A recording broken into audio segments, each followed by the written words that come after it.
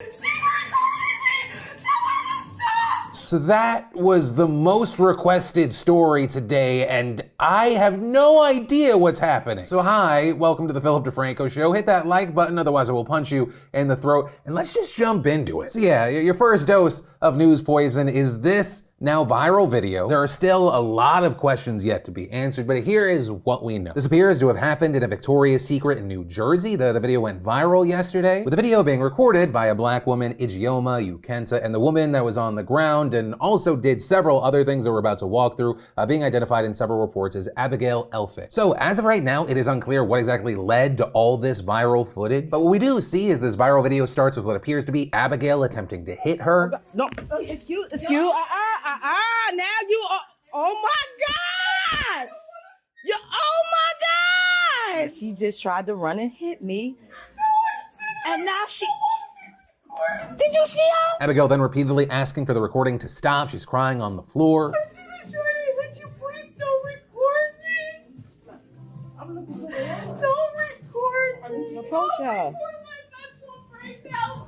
Please. That then eventually leads to this.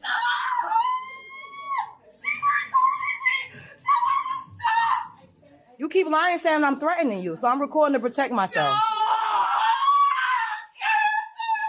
She then starts chasing her. Get away from me! Oh, y'all better get this lady.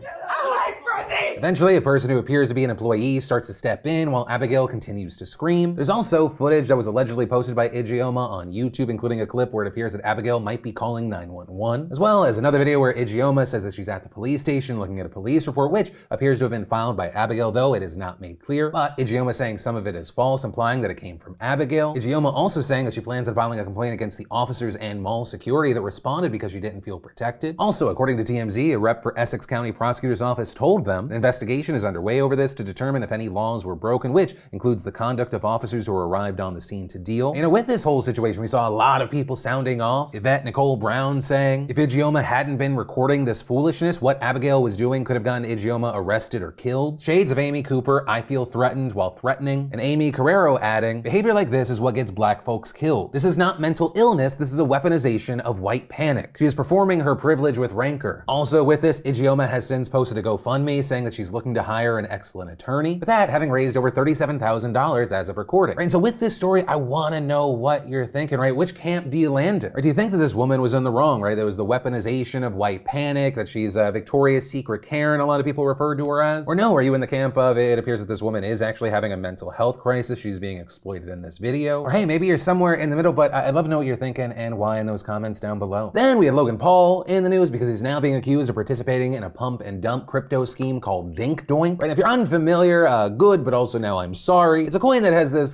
South Park ripoff style animation. Logan and others in his circle have been promoting it, but also doing it in a way where they're calling it dumb, seemingly distancing themselves from it. Right, and it's worth noting that they often talk about it as though it was just some random coin they happened upon and really loved, because many, including CoffeeZilla, who you may have seen because he's been covering influencer crypto controversies and really blowing up over the last month, he thinks that Logan is actually involved with the creation of it, but is not being transparent about this aspect. With CoffeeZilla pointing to a podcast where the Dink Doink CEO essentially says that Logan came up with the name and one of the little characters. I was chilling with Logan and we were like, what's the stupidest name we could think of for like a coin, right?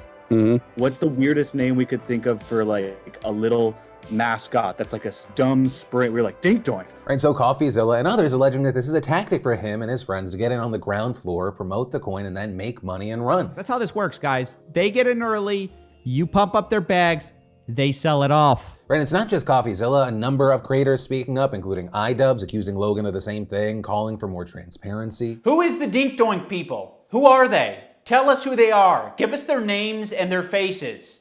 Tell us.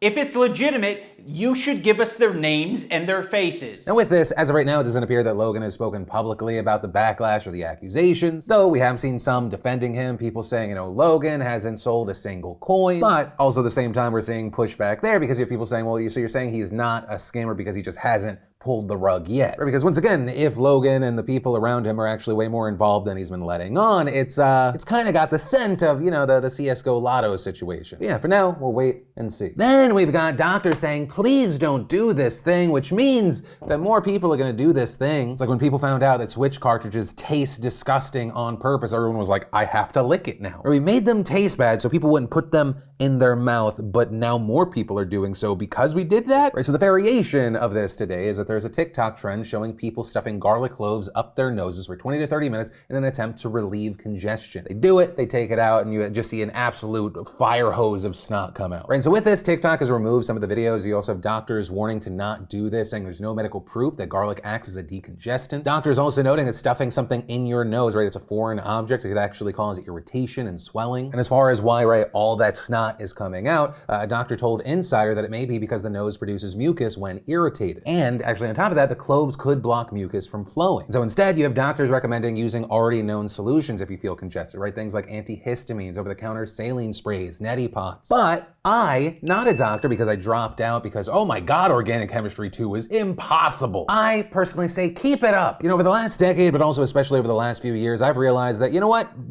Darwin's some people out of the population. Are we not gonna lose the cancer cure with this? Fuck it, I'm tired.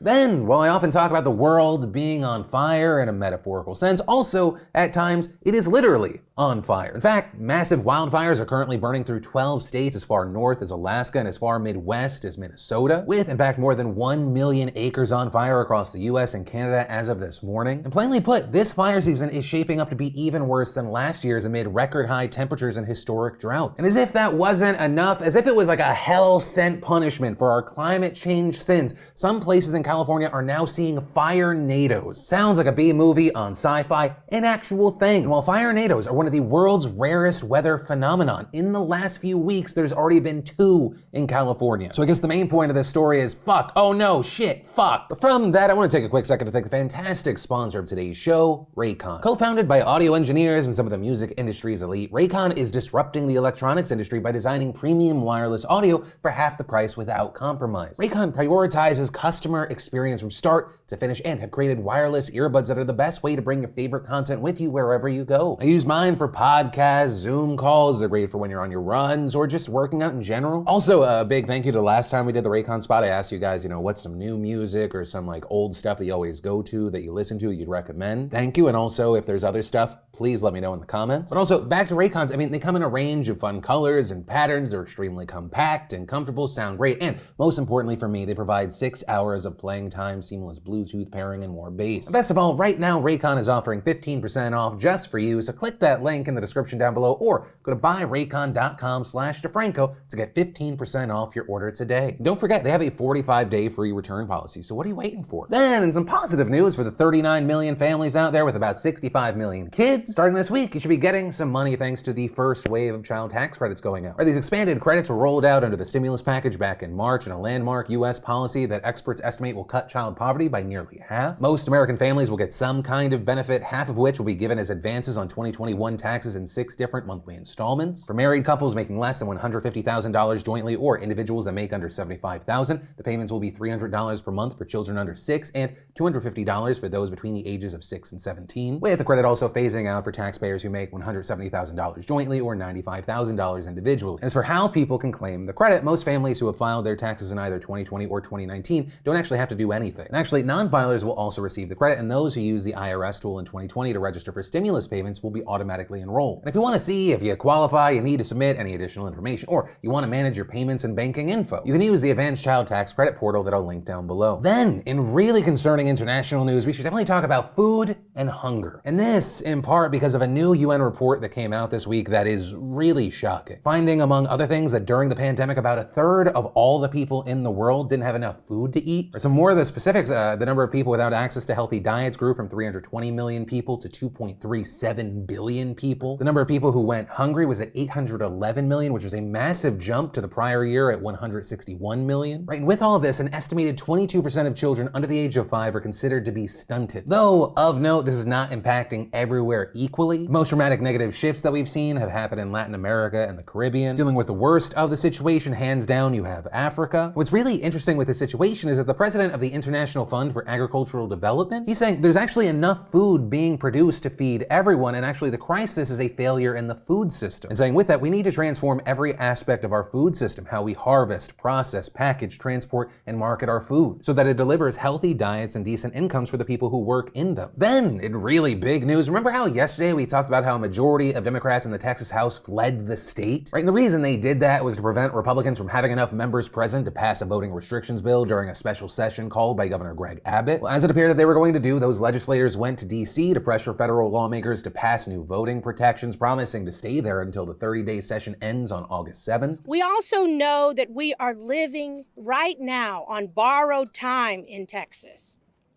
And we can't stay here indefinitely to run out the clock, to stop Republican anti-voter bills.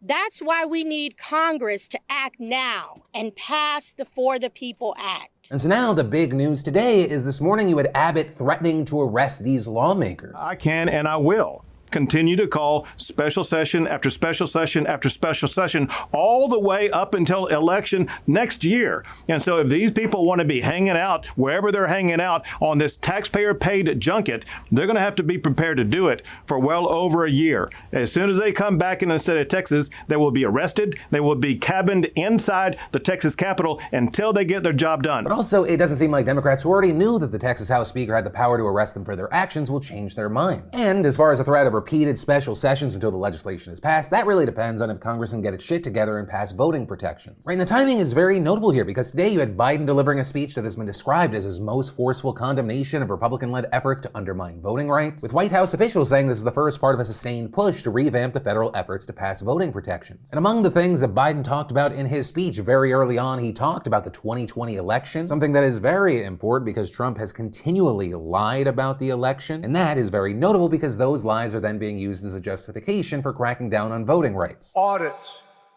recounts were conducted in Arizona and Wisconsin. In Georgia, it was recounted 3 times. It's clear.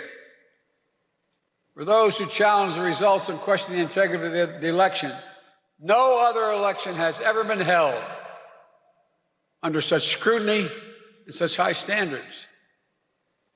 The big lie is just that, a big lie.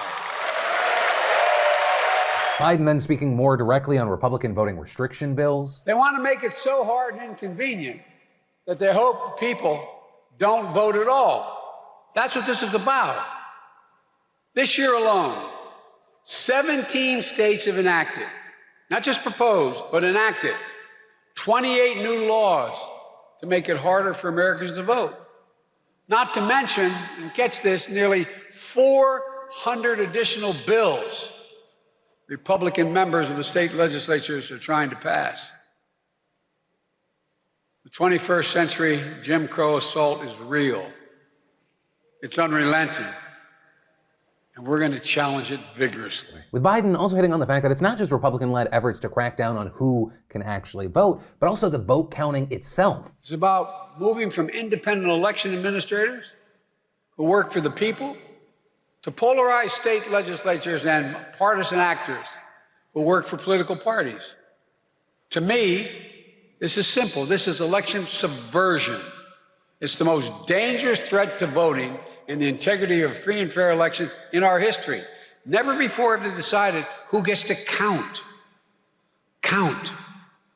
What votes count. Biden also speaking of and to Republican politicians. We'll be asking my Republican friends in Congress and states and cities and counties to stand up for God's sake and help prevent this concerted effort to undermine our elections and the sacred right to vote.